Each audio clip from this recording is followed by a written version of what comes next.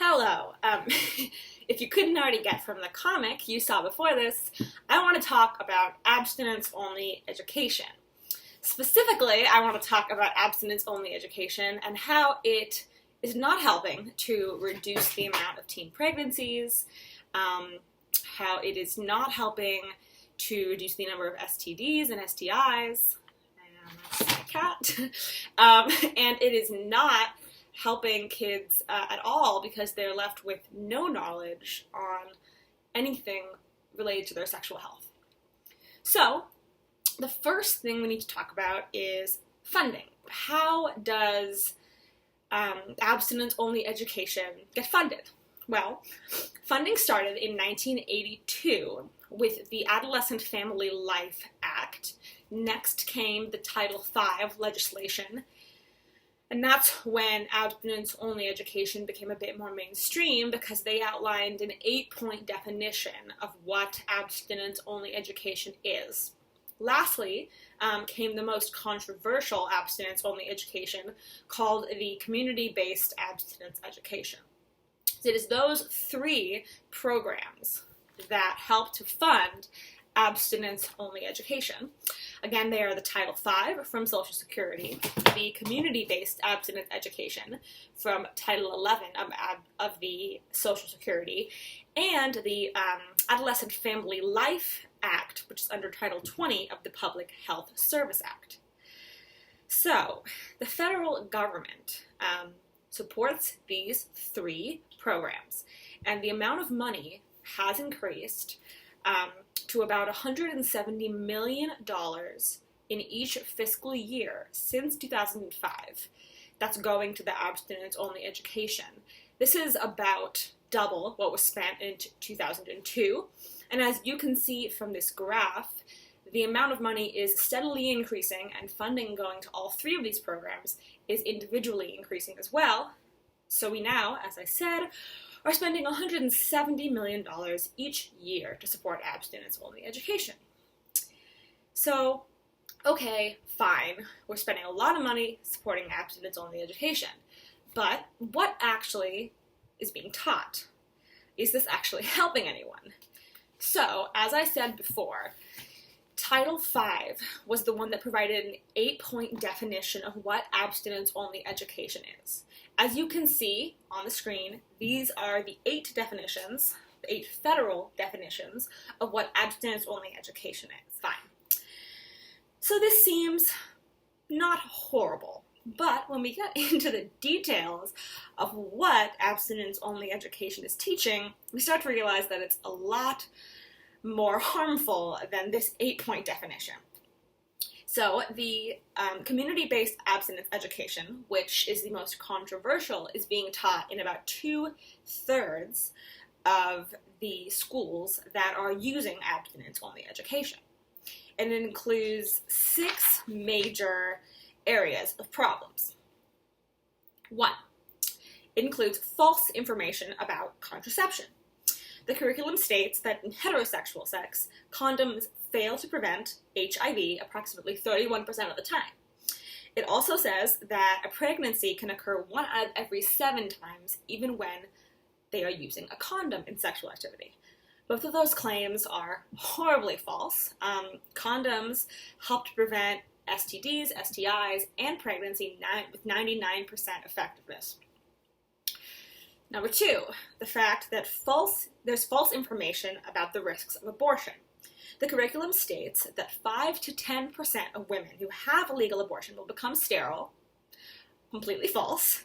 It also states that premature births are increased following an abortion of the first pregnancy. Also, completely false.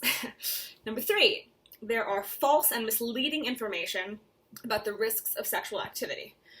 This one makes me really upset. The curriculum falsely states that they found a study that has found that chlamydia can cause atherosclerotic plaques, which is hardening of the arteries, that causes heart disease and stroke. So it's pretty much causing these young kids to believe that if they were to get chlamydia, their life is over. They will have a heart attack, they will have stroke. They have found no connection between chlamydia and plaque. So I don't know where they got this study from. Number 4, it blurs the line between science and religion. One curriculum states that a baby is a blastocyte.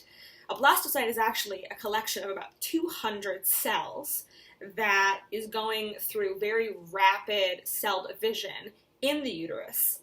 They describe this blastocyte as snuggling into the uterus. As you can see from this picture, that is what a blastocyte looks like.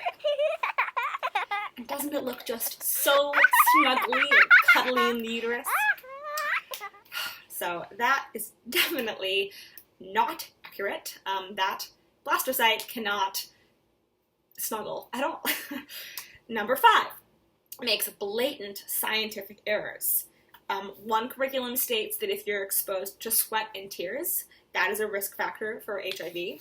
Completely false. Another curriculum states that you get 24 chromosomes from your mother and 24 chromosomes from your father. They join together to make a new individual. The correct number is 23 from each parent. It's actually interesting. The fact we have only 23 chromosomes coming from each parent sets us apart from chimpanzees, gorillas, and orangutans. The study that told us about the differences between humans and these apes was done in 1982. And so yet, for the past 30 plus years, certain curriculums are teaching that there's 24 from each parent, which has been disproven for a very, very long time. Lastly, number 6, it stereotypes men and women. So the curriculum teaches that women need to have financial support and that women gauge their happiness and judge their success on their relationships. So aside from these abstinence-only education programs teaching kids completely false sexual and medical information, it also feeds them very dated stereotypes that could actually lead to them believing them and fall into these very typical gender roles. So not only is this curriculum anti-sex and anti-sexual activity, it's kind of also anti-feminism and anti-equality for men and women. I mean, they're saying that the women judge their happiness based on success of their relationships. They might as well say that a woman is just happiest in the kitchen, being able to take care of her man. So as you can see from these 6 broad examples, there are a lot of problems with abstinence-only education, and there are a plethora of other great examples if you want to look at them. They're all from the Committee of Government Reform that came out in 2015. The link will be below. So, despite the fact there are these horrible, horrible glaring issues, it's okay, right? Because abstinence-only education works. Well, it actually doesn't work. It actually leads to a lot of problems. First of all, it leads to a lack of just general knowledge about sexual health. Kaye et al. Conducted a study on young adults just to kind of understand how much they knew about, sex and sexual health. Of those who replied saying they used the rhythm method or natural family planning, aka pulling out, or only having sex during the time of the month when the woman is least likely to get pregnant, 40% of those people didn't actually know when a woman is most fertile and not fertile during the month. Just so you know, a woman is most fertile in between her 2 periods. They also did not find that young people knew much about protection. Of 50% of young adults who are currently in a sexual relationship, not trying to get pregnant, not currently pregnant, 19% of them use no contraception at all, and then 4% use those natural methods or pulling out methods. So when we take 50% of people who are currently sexually active and 24% who are not using contraception well, that is about 50% of people who are not protected against pregnancy, which you can see from this graph. Not very good. So aside from the fact that people don't have any information about sexual health, there are other impacts of having someone go through abstinence-only education. It really negatively impacts a young person's sexual health. A study at Texas A&M found that people who took abstinence-only programs and took a virginity pledge had the same rate of sexually transmitted diseases as their peers who did not take the pledge. More shockingly, it found that the virginity pledgers were more likely to engage in both oral and anal sex than their non-pledging peers. It also found that among people who were still virgins, the male and female pledgers were 6 times more likely to have oral sex than non-pledgers, and the male pledgers were 4 times more likely to have anal sex than the non-pledgers.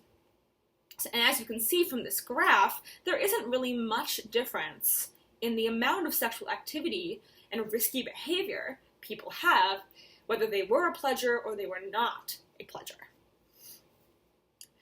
So, okay, maybe this is just like, at Texas A&M, maybe it's not happening all over. Well, at Texas A&M, they found that there was no significant difference between the percentage of students who pledged not to have sex until marriage and those that did. They also found that having this abstinence-only education in place, there actually was an increase in sexual intercourse for people between the ages of 13 and 17. To hit this point home even harder, Missouri did an independent study commissioned by their Department of Health and found that sexual activity doubled among junior high school participants in the state, specifically when they had this abstinence-only education program between 2001 and 2002.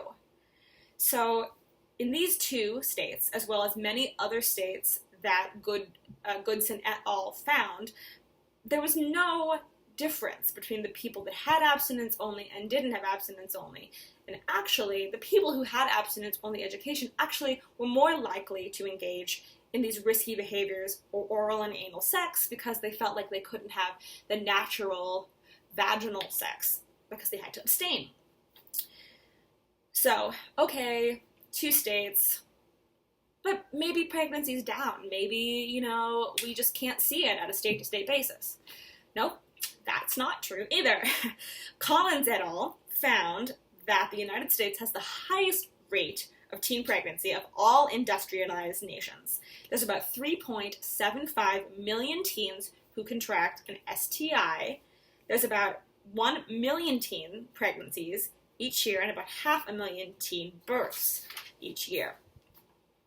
So, what can be done? Because clearly abstinence-only education is not helping reduce the amount of STDs and STIs, isn't helping to reduce the amount of teen pregnancies, and it's just leaving people in the dark about sexual health.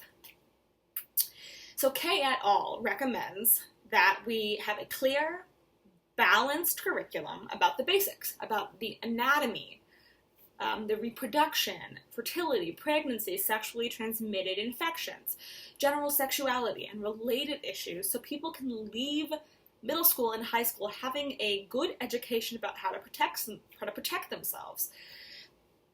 And I agree, I think that would be great, but how does that happen? How do we make sure that everyone gets this balanced, this comprehensive, and this unbiased and medically and sexually correct education? So I turned to you, my audience. Tell me, what do you think can be done? Because clearly, abstinence-only education is not working. Great. Thanks for watching. Bye-bye.